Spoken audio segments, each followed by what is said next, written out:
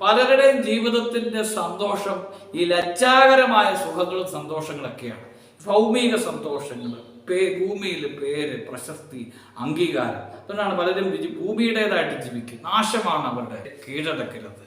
സ്വർഗം നിന്റെ ജീവിതത്തെ നയിക്കണം. ഭൗമിക സന്തോഷങ്ങളല്ല, സ്വർഗീയ സന്തോഷങ്ങൾക്ക് നീ വില നൽകുമ്പോൾ ജീവിതത്തിന് അർത്ഥമുണ്ടാകും. ബൈബിളിൽ യോഹന്നാന്റെ സുവിശേഷം 3-ാം അധ്യായം 31-ാമത്തെ തിരുവചനം, ഭൂമിയിൽ നിന്നുള്ളവൻ ഭൗമിക കാര്യങ്ങൾ സംസാരിക്കും. ഭൂമിയിൽ നിന്നുള്ളവർ പലപ്പോഴും നമ്മുടെ ജീവിതത്തെ സംബന്ധിച്ചിടത്തോളം ഭൗതിക സന്തോഷങ്ങൾക്ക്, ഭൗതിക സുഖങ്ങൾക്ക് വേണ്ടി മാത്രം ജീവിക്കുന്ന ഒരു മനോഭാവം, അതൊരു ആത്മീയ തകർച്ചയാണ്. അതുകൊണ്ടാണ് ബൈബിളിൽ വീണ്ടും പറയുന്നത്, അതായത് ഫിലിപ്പിയർക്കെതിരെ ലേഖനം 4-ാം അധ്യായം 18-ാമത്തെ തിരുവചനം, പലരും ക്രിസ്തുവിൻ്റെ കുരിശിൻ്റെ ശത്രുക്കളെ പോലെ ജീവിക്കുന്നുവെന്ന് വേദനയോടുകൂടി തന്നെ. എന്നാൽ പലരും ക്രിസ്തുവിൻ്റെ കുരിശിൻ്റെ ശത്രുക്കളായി ജീവിക്കുന്നുവെന്ന് പലപ്പോഴും നിങ്ങളോട് ഞാൻ പറഞ്ഞിട്ടുള്ളത് ഇപ്പോൾ കണ്ണുനീരോടെ ആവർത്തിക്കുന്നു. നാശമാണ് അവരുടെ അവസാനം, ഉദരമാണ് അവരുടെ ദൈവം, ലജ്ജാകരമായതിൽ അവർ അഭിമാനം കൊള്ളുന്നു. പലരുടെയും ജീവിതത്തിന്റെ സന്തോഷം ഈ ലജ്ജാകരമായ സുഖങ്ങളും സന്തോഷങ്ങളൊക്കെയാണ്. ഭൗമിക സന്തോഷങ്ങൾ, ഭൂമിയിൽ പേര്, പ്രശസ്തി, അംഗീകാരം. അതുകൊണ്ടാണ് പലരും ഭൂമിയുടേതായിട്ട് ജീവിക്കും. നാശമാണ് അവരുടെ, ഉദരമാണ് അവരുടെ ദൈവം എന്ന് പറയുന്നത്. ലൗകിക സന്തോഷങ്ങൾക്ക് അമിത പ്രാധാന്യം കൊടുത്ത് ജീവിക്കുമ്പോൾ ജീവിതത്തിന്റെ അർത്ഥം മാറാൻ തുടങ്ങും. അതുകൊണ്ട് ഈ ആത്മീയ സന്തോഷങ്ങൾക്ക് വില കൊടുക്കുക.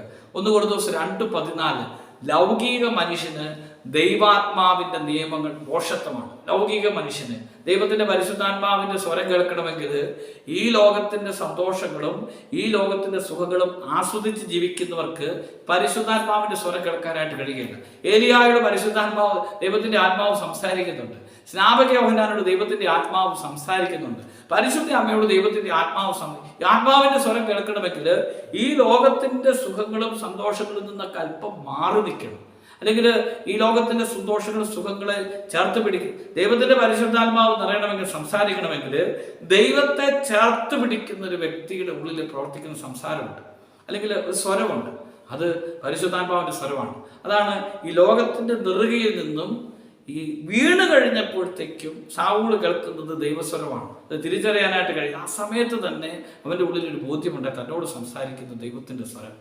ഓരോരുത്തരോട് സംസാരിക്കുന്ന ദൈവിക സ്വരം തിരിച്ചറിയാനായിട്ട് കഴിയണമെങ്കിൽ അവൻ ദൈവത്തോട് ചേർന്ന് ജീവിക്കാനായിട്ട് തുടങ്ങണം.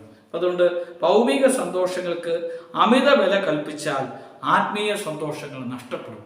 ഭൂമിയിലെ സന്തോഷങ്ങൾക്ക് വില കൽപ്പിച്ചു കഴിഞ്ഞാൽ ആത്മീയ സന്തോഷങ്ങൾ നഷ്ടപ്പെടാനായിട്ട് തുടങ്ങും. ആത്മീയ സന്തോഷങ്ങളുണ്ട്.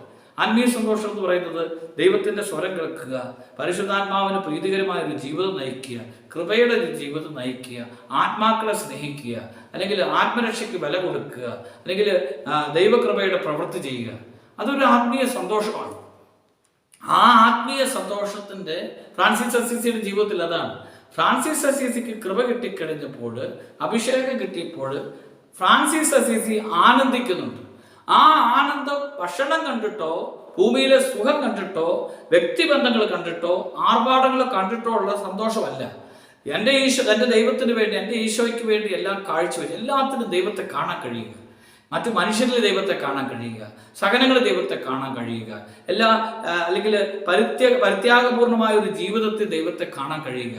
ദൈവത്തെ കണ്ട് ജീവിക്കുന്ന വ്യക്തിക്ക് ഓരോ ദിവസം കഴിയും തോറും ഈ ആത്മീയ സന്തോഷം, ദൈവത്തിന് വേണ്ടി ജീവിക്കുക, അല്ല ദൈവത്തിന് വേണ്ടി സഹിക്കുക. സഹനത്തിൻ്റെയൊക്കെ മൂല്യം അങ്ങനെയാണ്. ആത്മീയ സന്തോഷമാണ് സഹനത്തെ മൂല്യമുള്ളതാക്കി മാറുന്നത്. ആത്മീയ സന്തോഷമാണ് പ്രാർത്ഥനയ്ക്ക് അർത്ഥം നൽകുന്നത്. ആത്മീയ സന്തോഷമാണ് ഈ കാരുണ്യ പ്രവൃത്തികൾക്ക് അർത്ഥം നൽകുന്നത്. അല്ലെങ്കിൽ ഇങ്ങനെ ഒരു മേഖല ഒരു ജീവിതത്തിൽ സന്തോഷിക്കാനായിട്ട് കഴിയണമെങ്കിൽ ഈ ആത്മീയ സന്തോഷമായിരിക്കണം ജീവിതത്തെ നയിക്കുന്നത്. പിന്നെ കൊളോസ്യർക്ക് എഴുതിയ ലേഖനം 3:2 വായിക്കുന്നുണ്ട്, ഭൂമിയിലുള്ള വസ്തുക്കളിലല്ല സ്വർഗത്തിലുള്ളവയിൽ നിങ്ങൾ ലക്ഷ്യം വയ്ക്കുവിൻ. അങ്ങനെ ആ ഒരു മേഖല ഉന്നതത്തിലുള്ളവർ ശ്രദ്ധിക്കുവിൻ. അപ്പോൾ ഒരു നിത്യജീവിതത്തെക്കുറിച്ച് ചിന്തിക്കാനായിട്ട് കഴിയണമെങ്കിൽ ഈ ആത്മീയ സന്തോഷം വിലപ്പെട്ടതായിട്ട് മാറണം. നിത്യജീവിതത്തെക്കുറിച്ച് ഇതിനപ്പുറമുള്ള. അതുകൊണ്ടാണ് ഈശോ ഈ മലയിലെ പ്രസംഗത്തിലൊക്കെ ഇപ്പോൾ കരയുന്നവരെ ആശ്വസിപ്പിക്കപ്പെടും. ശാന്തശീലർ ഭാഗ്യവാന്മാർ ഭൂമി അവകാശമാക്കും, കരുണയുള്ളവർ കരുണ ലഭിക്കും. ഇങ്ങനെ അത് നിത്യജീവിതത്തിന് അപ്പുറമുള്ള ജീവിതത്തിൽ ലഭിക്കുന്ന ഒരവസ്ഥയാണ്. അപ്പോൾ ഈ ഭൂമിയിൽ അപ്പോൾ ഇതൊന്നും ഇല്ല. ഇല്ലാത്ത അവസ്ഥയിലൂടെ കടന്നു പോവുകയാണ്. ഇല്ലാത്ത അവസ്ഥയിലൂടെ കടന്നു പോകുമ്പോഴും അങ്ങനെ ജീവിക്കുമ്പോഴും അവിടെ സ്വന്തം ആത്മരക്ഷയ്ക്ക് വില കൊടുക്കുന്നതുകൊണ്ടും നിത്യജീവിതത്തിന് വില കൊടുക്കുമ്പോഴും ഈ ലഭിക്കാവുന്ന സന്തോഷങ്ങളുണ്ട്. പല വിശുദ്ധരെ സംബന്ധിച്ചിടത്തോളം വിശുദ്ധരുടെ ജീവിതത്തിന് ഈ അർത്ഥം നൽകിയത് ഈ ഭൂമിക്ക് അപ്പുറമുള്ള ഒരു സന്തോഷമുണ്ട്, ഇതിനപ്പുറമുള്ള സന്തോഷം. ആ സന്തോഷങ്ങൾക്ക് വില നൽകിയത് കൊണ്ട് ഭൂമിയിലെ സന്തോഷങ്ങൾ അവരെ ബാധിച്ചില്ല. നമ്മൾ എത്രമാത്രം ഭൂമിയോട് ഒട്ടി നിൽക്കുന്നുവോ, ഭൂമിയിലെ വസ്തുക്കളോടും സുഖങ്ങളോട് ഒട്ടി നിൽക്കുന്നുവോ, ഈ ഭൂമിയുടെ ആ മനോഭാവം നമ്മുടെ ഉള്ളിലേക്ക്, ഭൂമിയുടെ ഭൗതിക ചിന്തകളും ഭൗതിക മനോഭാവങ്ങളും ഭൗതിക സന്തോഷങ്ങളും ഭൗതിക സുഖങ്ങളും ഒരു വ്യക്തിയെ കീഴടക്കാൻ തുടങ്ങും. എന്നാൽ ഈ ദൈവത്തോട്, സ്വർഗത്തോട് ഒട്ടി നിൽക്കുമ്പോൾ ആ വ്യക്തിയെ നയിക്കുന്നത് ഭൂമിയുടെ സന്തോഷം, സ്വർഗത്തിന്റെ സന്തോഷങ്ങളാണ്. സ്വർഗത്തിന്റെ സന്തോഷങ്ങൾക്ക് വേണ്ടി ഈ ഭൂമിയിൽ ജീവിക്കാൻ കഴിയുക, സ്വർഗത്തെ ലക്ഷ്യം കണ്ട് ഈ ഭൂമി ജീവിതം നയിക്കുക, ഭൗമിക ജീവിതം സ്വർഗത്തിന് വേണ്ടി, സ്വർഗ ജീവിതത്തിന് വേണ്ടി മാറ്റിവെക്കാൻ കഴിയുമ്പോൾ ആ ജീവിതത്തിന് പ്രിയപ്പെട്ടവരെ ഒരു അർത്ഥമുണ്ട്. നമ്മൾ പലപ്പോഴും വില കൽപ്പിക്കുന്ന പലതിനും വിലയില്ല എന്നുള്ളത് ഈ കാലം കഴിയുമ്പോൾ നമ്മളെ വെളിപ്പെടും, നമുക്കത് ബോധ്യമുണ്ടാകും. നമ്മൾ പലപ്പോഴും വില കൽപ്പിച്ചിരുന്ന പല കാര്യം, ഒരുപക്ഷെ സുഹൃത്തുക്കളായിരിക്കാം, ബന്ധങ്ങളായിരിക്കാം, സുഖങ്ങളായിരിക്കാം, കൂട്ടുകെട്ടുകളായിരിക്കാം, ആഡംബരങ്ങളാണ്. കുറച്ച് കഴിയുമ്പോഴത്തേക്ക് അത് മനസ്സിലാകും ഇതിനൊന്നും വിലയില്ലായിരുന്നു.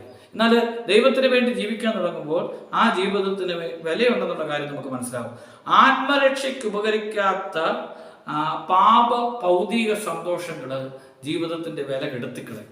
നമ്മൾ ആത്മശോധന ചെയ്യണം. നമ്മൾ ദൈവത്തോട് ഒരു കാര്യം ചോദിക്കുമ്പോൾ അല്ലെങ്കിൽ ആഗ്രഹിക്കുമ്പോൾ അത് നമ്മുടെ ആത്മരക്ഷയുമായിട്ട് എന്തുമാത്രം ബന്ധമുണ്ട്. ആത്മരക്ഷയുമായിട്ട് ബന്ധമുണ്ടെങ്കിൽ അതിനർത്ഥമുണ്ട്.